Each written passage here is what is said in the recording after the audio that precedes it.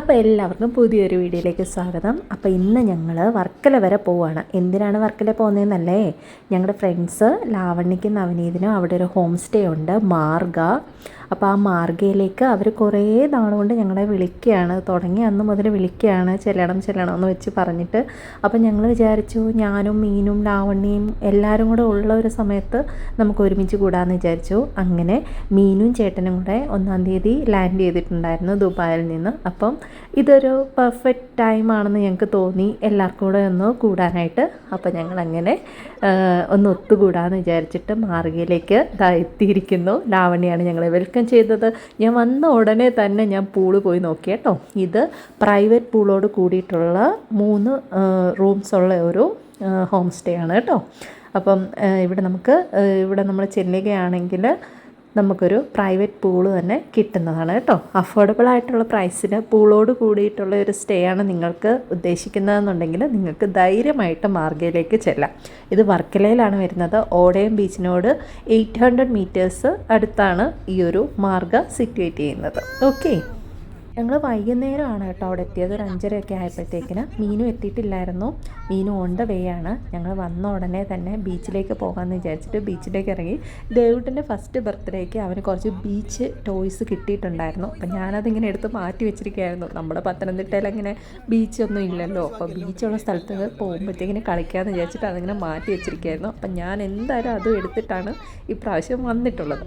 അപ്പോൾ അത് വെച്ചിട്ട് കളിക്കാൻ അവനേക്കാട്ടിലും എക്സൈറ്റ്മെൻ്റ് ആയിട്ടുള്ളത് ഞാനാണ് കേട്ടോ. കാരണം എനിക്ക് ഈ ബീച്ചിലിങ്ങനെ നമ്മൾ കാർട്ടൂൺസിനൊക്കെ കണ്ടിട്ടില്ലേ, ബീച്ചിൽ പോയിരുന്ന് മണ്ണ് കൊണ്ട് കൊട്ടാരമൊക്കെ ഉണ്ടാക്കുന്നത്, അതുപോലെ ഉണ്ടാക്കണമെന്നായിരുന്നു എൻ്റെ ആഗ്രഹം. അങ്ങനെ ഞാൻ ടോയ്സ് എല്ലാം എടുത്തിട്ടാണ് ബീച്ചിലേക്ക് പോയത്. അതുകൊണ്ട് നവനീതിനോട് പ്രത്യേകം പറഞ്ഞു എനിക്ക് മണൽ അധികമുള്ള, മണൽ കുറച്ച് ഏരിയ കുറേയുള്ള ബീച്ച് തന്നെ വേണമെന്ന് പറഞ്ഞു. അപ്പോൾ അവനാണ് എന്നാൽ പിന്നെ ഓടയം ബീച്ചിൽ തന്നെ പോകാമെന്ന് പറഞ്ഞിട്ട് വന്നത്. ആദ്യമേ കല്ലൊക്കെ കണ്ടപ്പോൾ ഇനി ഇവിടെ മണ്ണില്ലേ എന്ന് ഞാൻ വിചാരിച്ചിരുന്നു.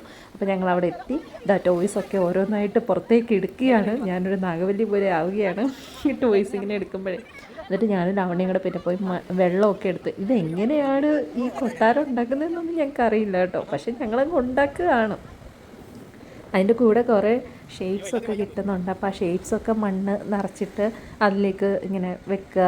അതുപോലെ തന്നെ കൊട്ടാരം ഉണ്ടാക്കാനൊക്കെ ഞാൻ ട്രൈ ചെയ്തു. ബക്കറ്റിൽ മണ്ണൊക്കെ നിറച്ച് കമത്തി കഴിഞ്ഞു. പക്ഷേ എനിക്ക് കൊട്ടാരം ഉണ്ടാക്കാൻ പറ്റിയില്ല. എന്നാലും എൻ്റെ ആ ഒരു ആഗ്രഹം, മണ്ണ് കൊണ്ടിട്ട് ഓരോ ഷേപ്പൊക്കെ ഉണ്ടാക്കുക എന്നുള്ളൊരു ആഗ്രഹം സാധിച്ചു കിട്ടി കേട്ടോ. അപ്പം ഞാൻ കുട്ടികളെക്കാട്ടും കൂടുതൽ അത് കളിച്ചുകൊണ്ടിരിക്കുകയായിരുന്നു. അങ്ങനെ കളിച്ച് ഏകദേശം ഒരു 7 മണിയോളം ആയി കേട്ടോ. ഞങ്ങൾ ഈ സമയം എങ്ങനെയാണ് പോകുന്നതെന്ന് അറിയത്തില്ല, പ്രത്യേകിച്ച് നമ്മൾ ഫ്രണ്ട്സിൻ്റെ കൂടെ ഉള്ളപ്പോഴേ.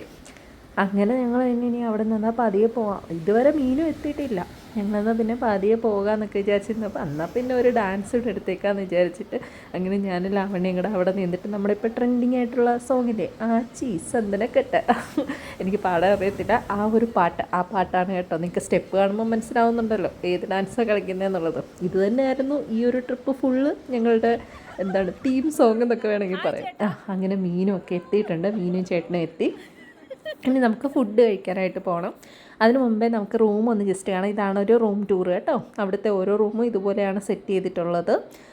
ബാത്റൂം ഉണ്ട് അറ്റാച്ച്ഡ്, ഒരു റൂം, ബെഡ്, പിന്നെ വാർഡ്രോബ് ഉണ്ട്, അതുപോലെ തന്നെ ഒരു ചെയറുണ്ട്, ദെൻ ഒരു പൂളും നമുക്ക് പ്രൊവൈഡഡ് ആണ് ഒരു റൂമിൻ്റെ കൂടെ. ഞാൻ എവിടെ സ്റ്റേ ചെയ്യാൻ പോയാലും ബാത്റൂമാണ് കേട്ടോ കുറച്ചുകൂടെ കൺസേൺ ആയിട്ട് നോക്കുന്നത്. നിങ്ങളാരെങ്കിലും അങ്ങനെ ഉണ്ടോ? ഞാൻ ഇവിടെ ഇപ്പം ഗുരുവായൂരാണെങ്കിലും അല്ലെങ്കിൽ പളനിയിലാണെങ്കിലും എവിടെ പോയാലും റൂം നോക്കുമ്പോൾ ഞാൻ ബാത്റൂമിൻ്റെ ക്ലീൻനെസ്സാണ് കുറച്ചുകൂടെ എനിക്ക് വേണ്ടുന്നത്. അപ്പം ഇത് പുതിയതാണ്, അതുകൊണ്ട് തന്നെ നല്ല ക്ലീനായിട്ടുള്ള ബാത്റൂമായിരുന്നു കേട്ടോ. പിന്നെ അവരുടെ വെഡ്ഡിങ് ആനിവേഴ്സറി, പിന്നെ ലാവണ്യയുടെയും നവനീതിൻ്റെയും വെഡ്ഡിങ് ആനിവേഴ്സറി ആയിരുന്നു. അതുകൊണ്ട് സർപ്രൈസായിട്ട് ഞങ്ങൾ അവർക്ക് വേണ്ടി കേക്കൊക്കെ കരുതിയിരുന്നു. മീനുമാണ് കേക്ക് കൊണ്ടുവന്നത് കേട്ടോ. അങ്ങനെ അവരെ കൊണ്ട് അതൊക്കെ കട്ട് ചെയ്യിപ്പിച്ചു. പിന്നെ ലാവണ്യയുടെ ചേച്ചിയുടെ മോളും അവിടെ ഉണ്ടായിരുന്നേ. ലാവണ്യയുടെ ചേച്ചിയുടെ മോള് അയനൂട്ടി അവിടെ ഉണ്ടായിരുന്നു. അപ്പോൾ അയനൂട്ടിയും ദേവുട്ടനും നല്ല കമ്പനിയായി. അപ്പോൾ ദേവുട്ടനൊരു കമ്പനി ഉണ്ടായിരുന്നു കേട്ടോ, അയനൂട്ടി. അപ്പോൾ അങ്ങനെ ഞങ്ങളെല്ലാവരും കേക്കൊക്കെ കട്ട് ചെയ്തു, കേക്കൊക്കെ മുറിച്ചു. ഇനിയിപ്പോൾ നമുക്ക് ഫുഡ് കഴിക്കാനായിട്ട് അവളവിടെ ചിക്കൻ കറിയൊക്കെ ഓൾറെഡി ഉണ്ടാക്കി വെച്ചിട്ടുണ്ടായിരുന്നു. കാരണം പൂളിച്ചാടാനുള്ള ടൈം കിട്ടണമല്ലോ. പക്ഷേങ്കിൽ പിന്നെ ഞങ്ങൾ പ്ലാൻ ചേഞ്ച് ചെയ്തു. എന്നാൽ പിന്നെ വെളിയിൽ നിന്നാക്കാം ഫുഡെന്ന് വിചാരിച്ചിട്ട് എന്നാൽ ഫുഡ് കഴിക്കാൻ വേണ്ടിയിട്ട് പോകാമെന്നൊക്കെ ഡിസൈഡ് ചെയ്തിരുന്നു.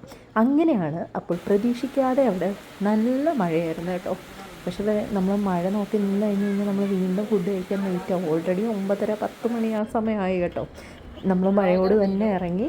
എന്നിട്ട് നവനീതിനും ലാവണ്യയ്ക്കും പിന്നെ അവിടെയുള്ള റെസ്റ്റോറൻറ്റ്സൊക്കെ അറിയാമല്ലോ. അപ്പോൾ അവരടുത്ത് തന്നെ ഉള്ള ഒരു ബീച്ച് വേ ആയിട്ടുള്ള ഒരു റെസ്റ്റോറൻറ്റിലാണ് കൊണ്ടുപോയത്. ഇതിൻ്റെ തൊട്ടപ്പുറത്ത് ബീച്ചാണ് കേട്ടോ.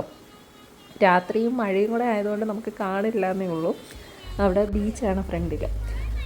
അപ്പോൾ ആ ഒരു റെസ്റ്റോറൻറ്റ് സൺഡേ എന്നാണോ എന്നറിയത്തില്ല, അങ്ങനെയാണ് അതിൻ്റെ പേര് കേട്ടോ. അപ്പോൾ അവിടെയാണ് നമ്മൾ ഫുഡ് കഴിക്കാനായിട്ട് പോയത്.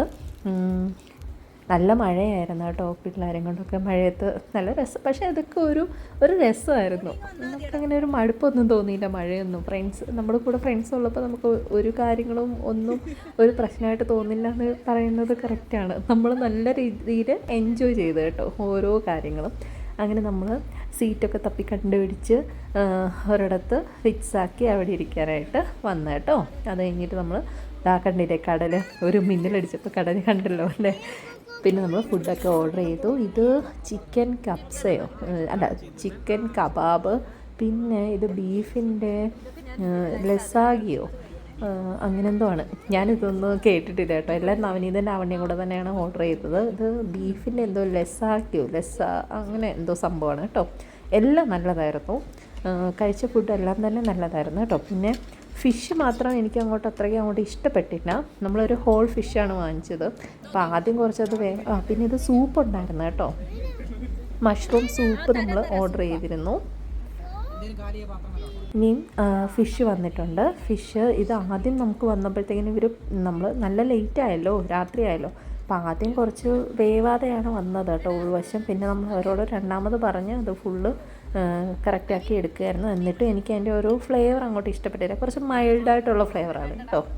അപ്പോൾ അത് എന്നാലും എനിക്ക് മീൻ ഇഷ്ടമായതുകൊണ്ട് ഞാൻ കഴിച്ചു കേട്ടോ.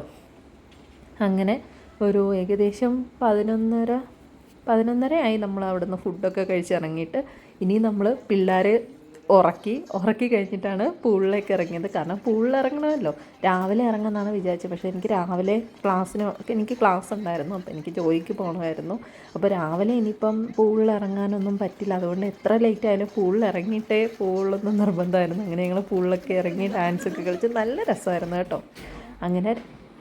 അങ്ങനെ രാവിലെ ദോശയും കടലക്കറിയും ചായയൊക്കെ ആയിരുന്നു കേട്ടോ ഫുഡ്. അതൊക്കെ കഴിച്ചിട്ട് എനിക്ക് പെട്ടെന്ന് ഇറങ്ങണമായിരുന്നു. പിന്നെ ഞാൻ ക്ലാസ്സൊക്കെ എടുത്ത് പിന്നെ ഉച്ചയ്ക്കാണെങ്കിൽ ഒരു കുഴിമന്തിയൊക്കെ കഴിച്ച് ഞങ്ങൾ വീട്ടിലേക്ക് തിരിച്ചു പോന്നു.